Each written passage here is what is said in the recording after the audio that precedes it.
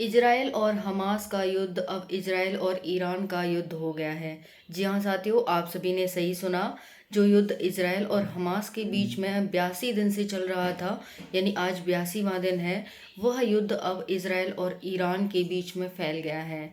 जय हिंद साथियों, स्वागत है आप सभी का पीएस स्टडी यूट्यूब चैनल पर। मैं प्रियंका शर्मा स्वागत करती हूँ आप सभी का। तो साथियों, जैसा कि आप सभी ने देखा अभी कि इजराइल और हमास के बीच क्या 82 दिन से युद्ध चल रहा है। गाजा पर बराबर हमले हो रहे हैं। गाजा में हजारों की संख्या में लोग मारे जा चुके हैं। अभी लास्ट 24 घंटे में 2000 लोग फिर से मारे जा चुके हैं। जितने भी फिलिस्तीनी लोग गाजा में रह रहे थे सभी को वहां से भगा दिया गया है। जो गाजा में रह रहे थे, उत्तरी गाजा के जितने भी फिलिस्तीनी लोग थे वो दक्षिणी गाजा में शरण लिए हुए हैं। एक कुछ दिन मैंने पहले वीडियो बनाई थी कि एक सुरंग मिली है जिसमें कि हमास के जो लोग थे, जो हमास के आतंकवादी थे, वो वहाँ पे छुपे हुए मिले हैं। ठीक है। वो सबसे लंबी सुरंग बताई जा रही थी जो कि इसराइल में पाई गई थी और सीक्रेट सुरंग थी। ठीक है। बट अब आज हम इस वीडियो में ये देखने वाले हैं कि जो युद्ध इसराइल और हमास के बीच चल रहा था इतने दिन से, अब वो ईरान के बीच कैसे फैल गया। तो देखिए, आप सभी जानते हैं इसराइल को जो मिडिल ईस्ट कंट्रीज़ हैं वो लाइक नहीं करते हैं।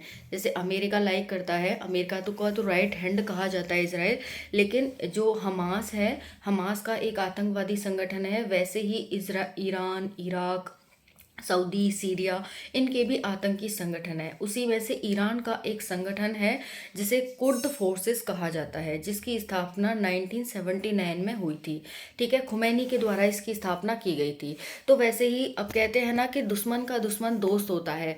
तो जहाँ पर फिलिस्तीन का दुश्मन यानी हमास का दुश्मन इसराइल है, तो वहीं पर जो ईरान का भी दुश्मन है वो इसराइल ही है। क्योंकि ईरान और अमेरिका दोनों अपोजिट है एक तरह से, और वहीं पर रशिया और ईरान एक है।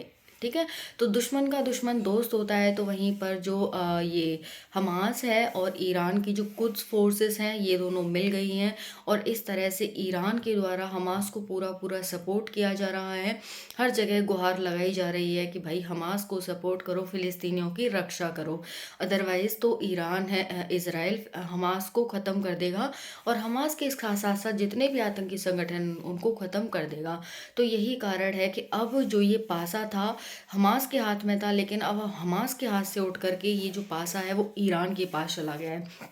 हाल ही में सीरिया में ईरान के द्वारा एक व्यक्ति को भी मार दिया गया है। ठीक है।